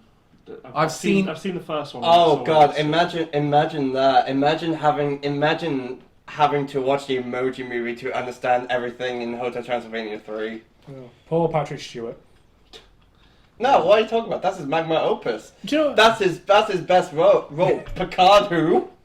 But the thing about actually that's an interesting point. Actually, the fact they did manage to get some of these A-list actors to appear in. I mean, would you count Richard Armitage as A-list? Probably be. Yeah. Because I mean, I think I think he would have moved into the A tier if Hobbit had been better received than. Yeah, if his career took off after that. I've seen him in one film since. Like, actually, that's the weird thing about Lord of the Rings. It's a bit of a pot luck if your career is going to take off afterwards. Like, Yeah. you think of most of the actors, you can sort of think, like, you think it's a bit of a pot luck if you're going to be a huge star afterwards or not. The biggest star probably from the original Lord of the Rings is Orlando Bloom, surely. Yeah, like, but then you Yeah. get, like, Well- but I also say Pyrus probably lifted him up as well. Yeah, definitely. Yeah. what about, and then again, you got Ian McKellen, but he was already. He was already- Yeah, I don't think Elijah Woods really kicked off No, after I've that. only The seen him last on thing I saw of him was like a series of Raid Shadow Legends ads. The only other film I've seen him in is Eternal Sunshine of a Spotless Mind. Happy Oh, wait. Is Ren, that but Happy? Yeah, he's in Happy Feet. his most famous role, though, Back to the Future Part 2. He played the kids at the arcade. Did he? Yes. Oh, What? Wow. Yeah. Oh wait, I actually guess another one, North. Oh, Not fuck really. me. Yeah, It's one of the worst films I've ever seen in my life. yeah, it's where Want to talk about racism? it's where Roger if you've seen Roger Ebert's reviews, it's the one where he goes, I hated this film, hated it. Hated every stupid audience insulting moment. He actually, and he's absolutely right. It's one of the worst written films I've ever seen in my life. I will admit there is one joke in it I kind of like. Oh, I can't wait to join the community with no technology whatsoever. Give me something to get my bags. Florence! That's the only. No, Ren, so that was him. No way. That's a future part crazy. 2. I didn't know that was the. He was last also one. in that. He was also in that film. He was also in that. Oh, motherfucker! Elijah Wood was also in that film where Macaulay Culkin is a serial killer. Oh, The Good Child. Yeah, I know that I've one. seen that. Remember that one? That was weird. There's a whole bunch of. But that being said, I mean, apart from kind of those main 3 actors, and the guy who plays the Cockney vampire in last season, I think mostly voice actors, isn't it? it is mostly voice Yeah. actors. Yeah, Yeah. I actually think they did a very good job with the relationship between Trevor and Cypher. Cypher. Yeah, their relationship was really good. Like, start off with rocky terms, but then like in season 3, it was definitely implied that they were together. Yeah. And then in season 4, it was fully implied they were fucking. Yeah, I do like oh, that is better than sex. When he gets that beer. I do, though. I mean, it was always going to happen if you knew the game's storyline overall. You knew that was going to happen. But, oh, God. It's such a difference between these 2 series, isn't it? Because ostensibly, Avatar's its own creation, Castlevania's an adaptation of a Japanese property. That becomes into its a own creation. And into a Western style as well, but that works just so well. Yeah. I mean, would it have been as good if it had been an anime, do we think? It depends who they gave it to. Like, maybe like a Mappa would have done quite good with it, or a Wit Studios would have probably done quite good with it. I don't know honestly, because the animation in Castlevania is downright perfect. So I don't really unique, know isn't it? how much they could have improved on it, really. Like, I mean, the animation in some of the shows we're watching in a minute have been great, but I don't think they've reached Castlevania heights. Like, some of the Mob best Psycho? stuff, like maybe Mob Psycho, you could say, argue, or Chainsaw Man's really good with its absolutely, animation.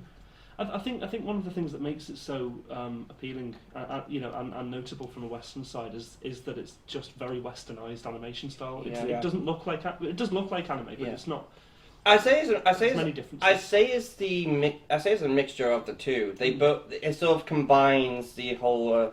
It combines a lot of the anime style with what you would get with Western. It definitely has that hyper-violence you would have seen in like 90s animes, doesn't it? Yeah. Yeah, well, again, 90s anime clearly played an influence. And it's, You could clearly tell there's some like Berserk influence coming from that. Absolutely. and you can sort of tell by the fact that Netflix has been going out of their way to recommission old 90s anime. We've had it with Devilman Crybaby. Devilman Crybaby. We've had it with Cowboy Bebop. Hyper-violence. Let's go to the fans of the Yes. franchise. Well, we've had it with Spriggan coming back. That was Yeah. a hyper-violent anime from the 90s. Haven't seen that. I mean, there was, and of course we've seen it with Bastard as well, that remake, which is really not very good. Well, it's, I try to tell you. it's more just an adaptation of a manga that came out back then. Yeah, but then there was an anime before then. Turns out there was a 90s anime for it. Oh, I thought that was just like an OVA. But that's what most of them were. Yeah. That's how you got away with the hyper-violence. So you didn't have to meet broadcast standards, and they just assumed there was never going to be a Western audience. Yeah, because we saw the same thing with JoJo's Part 3. Well, it I had wasn't, OVAs. that wasn't the case with Berserk. Well, it wasn't the case with Berserk. That was very violent. Granted, they toned down the violence from the manga. Yeah, but again, that was a slight tone down. But again, Berserk was in a separate broadcast time Yeah. for it. But Berserk is where I get the most influence in Castlevania. That's the one I think. Yeah, that is where they put a lot of influence from that in there, particularly around the villain's arc. It's very similar. Dracula's arc in many ways is quite similar to Griffith's arc. I don't really know about that. I'd say Griffith's arc is sort of him rising up, then falling down to the point where he just became irredeemable. Whereas with Dracula, I'd more say, again, it's more him taking out revenge on everyone and essentially committing suicide in the process. yeah, it's basically I tried to be good, but you wouldn't let me, so now you're going to get what you want. Yeah. Yeah. But I feel like Castlevania ended on such a good note, though, that if they didn't want to make a continuation, which they obviously are now, but if they didn't want to, that would be perfectly fine. Oh, Yeah. definitely. I Yeah. feel like I would be a bit more annoyed if they continued it with Trevor Belmont. Yeah, Because I feel like, because you could just tell at the end his arc is done. his Yeah, arc's it's amazing. done, Cypher's arc is done, Maybe a cameo. Alucard's arc is definitely done. I mean, that being said... No, I'm certain we're going to be seeing Alucard again. Well, yeah, well, if they want to adapt Symphony of the Night, they've got to Well, bring yeah. Alucard into Yeah. the mix. And I do believe Symphony of the Night... I'm not sure about Rondo of Blood, maybe. I think Rondo of Blood is almost confirmed. Symphony of the Night, I would say, has to be a defo because it's the most iconic Castlevania game. On the condition that they keep in their line. What is a man? A miserable little pile of secrets. Perhaps the whole saying could be said of all religions. I so hated when they cut that in the re-release of Symphony of the Night. Oh, like you cut out one of the best bits. Come on, dude. We got that when I was streaming Symphony of the Night for a Halloween special when Ren wasn't around. What did you do, Rondo of Blood? We started Rondo of Blood, and I was so shit at it we decided to switch to Symphony of the Night. As is tradition. But that being said, but again, because I'm better at the Metroidvania style Castlevania games than I am at the traditional style Castlevania games. Yeah. But If it makes you feel any better, I'm as much as I love Castlevania, I'm fucking shit at it. But it does. With Symphony, but again, Symphony of the Night is that such iconic thing that I think they have to do it on some level. I think those two games are so iconic they have to do their own thing, but they have to incorporate something else, and they're very good at that. Like the first two seasons of Castlevania are basically Castlevania 3. Yeah. Pretty much, yeah. I actually find it interesting that they decided not to go to Simon, considering he is the original character and he was the character that got the Smash Brothers recognition. Maybe they're not. Well, Richter also got the Smash Brothers. And that's true, but Simon was the first one in that trailer, and he's the one who's like, and he probably, would you say he's more iconic than Richter at this point? Well, maybe they wanted that less iconic character so they could do more with him. Maybe, or maybe they wanted to just go straight into Symphony of the Night and maybe come back to Simon later. Makes a bit more sense as well. I think what are you adapting with Castlevania? There's not a lot to adapt with Castlevania 1 and 2. Well, we don't think there will be much to adapt with Castlevania 3, but we still got that. Yeah, but even then, Castlevania 3 had a bit more of a backstory to it. You had the whole thing about the Belmonts being shunned by the general population. Yeah. So, I'm gonna. It's really hard to speculate because I think we did a lot of speculation with Castlevania, and it turned out to really exceed our expectations. Definitely. How many of us thought this was going to be this good of a show? No. I went into it thinking, this might be alright. I was not, and as I said, it's my favourite show. I was just thinking, I was not expecting this reaction, but okay. Here's the thing though, if we were doing a tier list, we'd have, say, Castlevania and Avatar on S tier. Absolutely, no question. Shall we put Korra in A tier? Yeah, that's fine. I don't think it quite reaches S tier. From what I've heard, maybe B tier? Ren, what's your vote on We're it? having Mummies Alive in S tier. No, Mummies Alive is going in D tier, I'm S sorry. plus. Teen Titans, I say A. Yeah, Teen Titans. Teen Titans A. Teen Titans go in D. Yeah. Jackie Chan Adventures S. To be honest, yeah, I mean, I've put it up in AS. To be honest.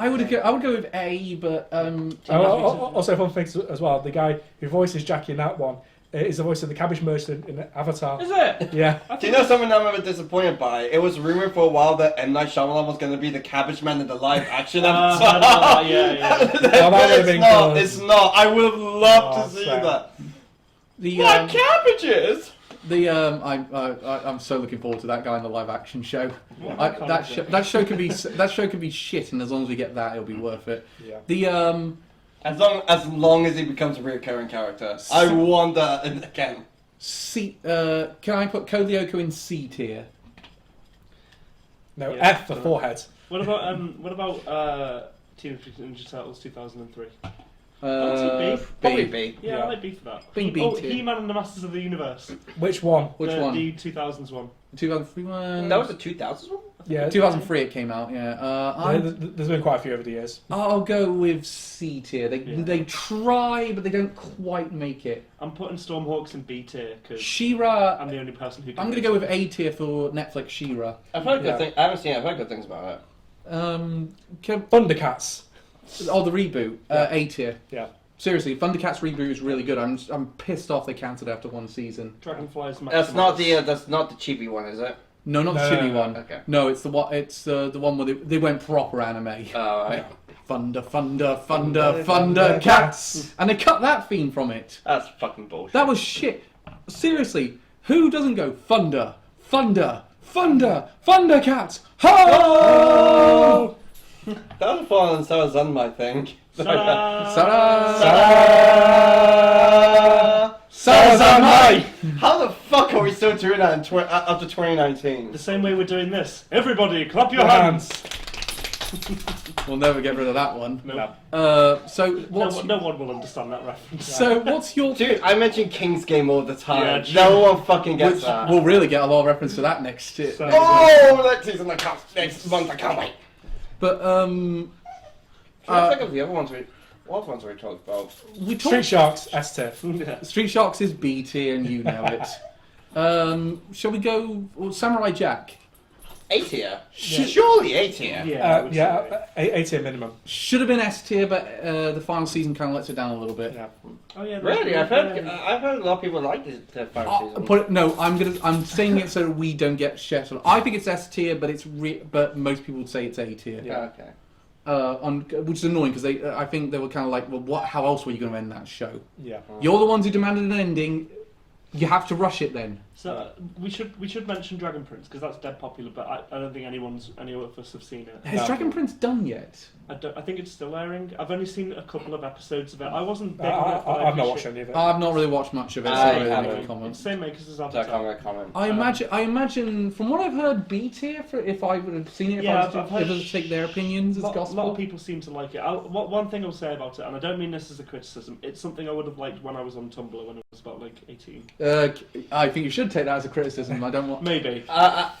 Dude, I went off Tumblr when I was like 17. What are you doing on 18? Oh, I was still on it when I was in university. I mean, in all fairness, I remember Seth Etherman was like the biggest person on Tumblr. Who was? Seth Etherman. Have you not heard of him? Bald guy, plays keyboard a lot. No. Really? Was he one? Was You've he? never heard of Seth Etherman? Is he pre or post DashCon? Motherfucker. Okay, I'm showing you him after this. You haven't answered my question though. Was he pre or post DashCon fame?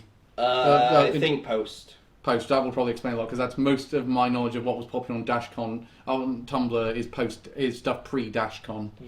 It's very, Dragon Prince is very much what Steven Universe is to those kind of people. I don't know. I know a lot of people- It's a Steven Universe-esque show, I would say. Yeah, but the thing is, people have tried to say Steven Universe as a bit of an, and it's a bit I of a. don't know. I don't think so. I don't think Yeah, but I was like, it's a bit I of mean, anime influence. I mean, if you say that's anime influence, you probably have to say Gravity Falls. It's Yeah. obviously directly inspired by Land of the Lustrous. But the most anime influence is the fact that they had that I've seen is the fact that Fusion. Connie's outfit is similar to Gohan's outfit in Dragon Ball Z, and they named one of the episodes Kiki's Pizza Delivery Service. No, it's very. Oh timeless. god, that show. I think That manga. I think it takes a lot. It probably borrows aspects of anime, but I wouldn't say strongly linked. Sorry, Certainly not we got to animation. stop for a second. You don't like Kiki's Delivery Service? Oh no, never mind. I was thinking of something different. Never mind. I was thinking of like a really fucked up manga. Oh, never mind then. Yeah, Never mind. definitely not Kiki's Delivery Service. I was gonna say that movie's lovely. I got mixed up. Okay, I got mixed up with something else. What's okay? So any more that we need to sort of tier at this point? RWBY, we haven't tiered Oh, yeah. RWBY. I say 1 to 3 is S tier, but Onward probably B. We have to count the whole thing, so I'm gonna say B. Yeah, I'll go B. I haven't seen much B. of it. So B tier for RWBY. Oh wait, didn't they also try and do that another one with David Tennant in it? Yeah. Genlock. Genlock. Genlock. It's bad. Yeah, Yeah. the E all the way down to E. Yep. It was their take on the Mecha show. It was bad. It had an all-star cast. There was David Tennant. Michael B. Jordan was on it. Oh, what? Yes. And RWBY? Wait, No, this is Genlock. Genlock. Oh, sorry. Yeah, this is F tier. That is F tier. It was. Yeah. The worst part is I've got a shirt of it still because it came in my Loot anime crate, and I could. And When Loot anime was still a thing. Yeah. it still is a thing. I just not subscribed to it anymore. So Ben 10? Ben 10. I say solid B. Solid B. Yeah. I I don't remember much about it. I think I actually think that's one that generally gets worse the more it goes on. Yeah. Yeah. Especially now it's been rebooted. It's even worse now. Oh god, yeah, no, the Yeah. No, it's been rebooted twice. Actually, no, technically one of them was a sequel. Yeah, I the remember new the sequel. reboot though, it looks Bad. awful. Like the animation quality is terrible. Yeah. And the original creators definitely were working on Sonic Prime rather than this. Yeah. Yeah, that's the thing. Sonic Prime's being made by the team that made Ben 10. Oh, that can only be mixed. The last trailer I saw for it looked really good. Quick question though, will it be as good as Sonic Boom, do you think? Because that TV show is fucking great. Yeah, the TV show's really good for that. I think it'll be all right. I mean, okay, actually that's the thing we never discussed. Like the Sonic shows, do they count the ones that weren't made in Japan? I don't know. The only one I really kind of think would count would be Sonic X. That is yeah, exactly, which is Japanese. So Sonic Underground. no, I don't think that counts. No, I don't think any of them really count. I think they're all just more. I don't know. Sonic's at AM. Maybe. Is that the 3D one? No. It's like there were 2 Sonic shows going on at that time: The Adventures of Sonic the Hedgehog and the just Sonic the Hedgehog. Which the latter one was like really big. See, for some reason, I've now got in my head that image of Knuckles in the present with the sparklers. What? Awkward. Or the other great one is where he does this whole thing about he does this brilliant, eloquent speech about sexism. He says, Oh, yeah. What? I can't. What? I can't be a feminist. Yeah. The Sonic Boom show is just great. Yeah. Who would have thought such terrible games would have such an amazing show? Well, it's clear the budget from the game just went to the TV show. Yeah. I know that great show. Who's Shadow? Who's he? Only the second most popular character in the whole canon. Or like, oh my god, the one I mostly remember is the one where Sonic is sort of goes through a misery where he's badly hurt and is being looked after by a rabid fan, except somehow more deranged than Annie Wilkes. Yeah, he goes, "Ooh, Son Amy." I'm not really into that anymore. One thing we haven't really touched on, but might be worth it, was what was that YouTube channel? Do you remember that put us on? Oh, Epitheta Race. Yeah, what about those kinds of things? I think it's more influenced by Cartoon Network than it is anime. Maybe. The power set is very similar to animes, but... Oh wait, also, Putus Engage, solid S tier. That show is fucking great. The thing is, though, I mean, they're having Kickstarters to fund the rest of Epitheta Race, which shows how well that went. I think Verve dropped them. Maybe, yeah. One of those things that got dropped when the Sony takeover of Crunchyroll. So it's obvious that, like, I think anime has kind of bent a lot of other type of media around it, like because of how popular it is and how many people want to emulate it's almost unignorable now. Yeah, the funny thing is, you definitely saw a lot more of that influence in like the early 2000s when anime was still a very niche thing. And it's gone into a resurgence, I think, massively, because it's now mainstream rather than side. But even then, I don't think we've really seen that much anime influenced stuff as of late. The only things I can really think of being Castlevania.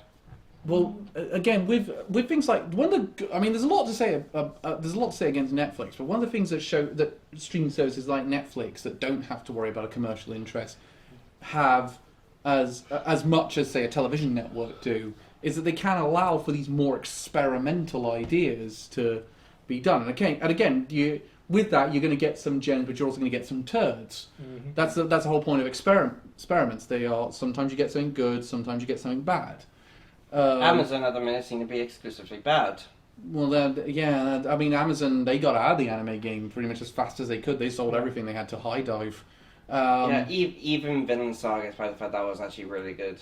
I mean, but mind you, Amazon's kind of bounced back. I mean, they got Invincible, and I love that show. Yeah. I have no idea where they're going with season 2. Because they have Invincible, but then they also have Wheel of Time and Rings of Power. Oh, yeah. Simp Incel Sauron. Seriously, why make Sauron look like fucking Eminem? No, that wasn't Sauron. That was one of his followers. No, it was confirmed Sauron. In that case, why would Sauron have a follower that looks like fucking Eminem? Yeah, it turns out Sauron was in the show all along, and it was the most obvious character who was obvious all along. The only way they could have made that, the only way they could have rectified that is if they made Sauron look like Tupac or something like that. That would have been hilarious. But that show's so bad. The whole reason he turned evil again is because Galadriel won't date him. In other words, Sauron became the Dark Lord because he is a massive fucking simp. Yep. On that day, I can't get Galadriel to date me either. So on that note, We'll be back next. I think it's been a productive conversation overall. But It's definitely gone longer than I thought it would. Nostalgic as well. what do you think? Where do you think we're going though? With do you think Netflix is going to be where all this Western anime is going to go, or do you think we're going to see it elsewhere? It's like, Well, I don't know. I mean, we're getting like I think 3 animated Avatar movies down the line. I reckon. Do you know what I reckon where it's going? I think Disney Plus is going to start commissioning more of it because they're seeing the success with Star Wars Visions. They're seeing their success with Bleach. They also had success with summertime rendering, which we didn't get. We haven't got it yet. Well, we might get it down the line. That will be a future Anime Amigos episode if we get it. But that was always highly rated at the time. That was very highly rated, and hence why we're going to do an Anime Amigos on it. It does seem like Netflix is the home for this kind of stuff at the minute. Yeah. But I feel like Disney Plus could be the future of it. I hope not. Yeah, likewise. We've seen She-Hulk. Well, I haven't, but I've heard the things about It's it. bad. but again, I've heard. but again, That we're were worse than Eternals. Worse. Oh, fucking hell. slightly Yeah. better in my opinion. No, worse. No, I've seen the shit in She-Hulk. but again- It looks fucking bad. But Disney Plus, for every bad show, there's a couple of good ones. Like Moon Knight is really good. Yep, I really like Miss Marvel. I Well, fucking thanks. love Loki, in all fairness. Loki's really good. Even if my dad does keep saying it's just a rip-off of the Umbrella Academy. And season 1 of Andor's just wrapped up, and that's the best live-action Star Wars we've ever had. Really? Even Star- better than Mandalorian? Yep, Oh, yeah. that's, Fucking hell. Star Wars Visions is really good. Yep, that's getting season 2 as well. But please get Trigger back to do more of that. In Oh. fact, get Trigger to do a whole Star Wars season. Oh, definitely. That would be great. Get them to save Star Wars like they saved Cyberpunk. Absolutely. Yeah. We all know how they're going to do that. Ugh. By making 2 Lolly Jedis! Yeah. I don't think that is definitely happening if they get their hands on 100%, let's be honest. or have a random Rebecca cameo out of nowhere. She wouldn't look out of character. No, she won't, especially on Coruscant, in the lower levels. So Yeah. what are we? I say, is there anywhere else that we think? Because Amazon's definitely not going to do stuff like that. They're moving away from animation as much as possible. Invincibles are going to be the outlier. Again, I think the most likely place we'll probably see it is Netflix. Netflix. Yeah, it's got to be Well, Netflix. remember when we went to the London Film Festival in 2018, wasn't it? We saw Motherfuckers. Mutafukas. It was it's pronounced, but it's Yeah. spelled like MUTHA fuckaz with a Z. But that was a French production. Well, yeah, wasn't it? France definitely likes doing these. So you see it with Code Lyoko, but they've done a whole bunch of other ones. That one, and Canada kind of likes doing them as well. So I think I also think a lot of countries are branching out their animation. Like we're even seeing this with Korean and Chinese companies making their own anime. Yeah. I mean, we just had one. We're having one going on to Netflix in a couple of weeks with Lookism. So another comparison I've just realised is Kubo and the Two Strings. I know it's not because it's Western style stop motion animation. Yeah, I isn't can it? see But that. I can see that. heavily Japanese. The films definitely seem to be where most anime influence, because we've had it with RWBY, we've had it with Kubo, and we're seeing with a bunch of. It feels like, again, with movies, there seems to be a bit more of it. I would like a TV show though. Here's the thing though. Do you reckon you can? I mean, hell, even writers are doing it. One of my favorite author, Brandon Sanderson, is releasing a book next year, which he said is very anime inspired. But here's actually one thing though. Do you reckon, for example, you could give Trigger a movie budget and they then make a Star Wars spin-off movie? Oh, easily. Yeah, they definitely can, as long as they're not just doing another Promare. Yeah. What would Because they did. Let's be honest. BNL is pretty much just Promare again. Oh, yeah. Like hell, they even had the same plot twist and everything. What do you think, though? So we're kind of agreed. Streaming services have allowed more of these to get made. Yeah. But I'm wondering, though, do you think people would view it as disrespectful to borrow that anime? Do you reckon the reason that people are not doing it is they reckon it might be disrespectful to the Japanese to borrow this animation style to make No, their own no, content? absolutely. I didn't say it, whether it is or not, because I agree it's not. But do you think people are worried they're being perceived that way, and that's why we're not get as many of them as we'd like? No, I don't think it would be disrespectful. Obviously, I feel like there would be a lot of stigma with anime fans because a lot of people don't think someone's anime if it's not made in Japan. Yeah, you do. Like I think anime fans most of the time are generally nice people and are quite good. But when you get some, Ripley. Ripley disagrees. yeah. Ripley disagrees completely. Thank you, Ripley. But I do. But you do. But you have to worry occasionally about obviously with anything you have to worry about toxic fandoms, but I think some creators are now so worried about toxic part of fandoms that they're not taking many risks. Yeah, with that's properties. definitely a safe bet. Just because Backlash is so vocal online now. Yeah, like with Marvel, for example, they are not at all taking any risks. All their stuff is incredibly safe. And incredibly bad. And admittedly, sometimes Backlash online is a good thing. For example, I saw Wakanda Forever. It was okay. I quite liked it. I thought it was good. Yeah, it was okay, but my problem with it is, it felt like it was way too long. Yeah. You could have cut off half an hour of it, and nothing would have changed. And it just felt safe. But that's a fair criticism on Wakanda Forever. What's not a fair criticism is what some of the people who I won't name have been making very bad faith criticisms. Clawthering! Yeah. But then again, some backlashes are necessary to call out injustices. We've seen this with the fact of people calling out Helena Taylor, for example, for the lies that she told. Yeah. Ripley, no one cares. Ripley's a little upset, so no one cares. But the point is, I think we're going to see more of this, and I think there's going to be people that are so influenced by anime, they're going to have no choice but to bring it into their creative. Yeah, I mean, I sort of see it the same way as I saw the recent video game movies. I think one of the reasons why video game movies has become so big is because, it's gotten so good, is because a lot of the people who are making them now were fans of the games beforehand. Yeah. I feel like we'll get that a bit with anime, like given another 10 years, directors from our generation will be making more anime style things. And on that note, I think that's a good place to end it. So we'll be back next month for the Kingsmas celebration and our anime of fall. Whoa. And I'm not sure how it's going to go because it's going to be a very close one. It has been so tough. This season's been so There are a lot of good options. It's going to be we're going to have things like Chainsaw Man and Gundam G-Witch. Yep. And we're going to have Bocce the Rock. Bocce the Rock. We're going to have all sorts of good stuff. I'm looking very forward to that. So we'll see you guys next time. Thank you very much for tuning in. Take care, Goodbye, guys. everybody. Bye all. Bye.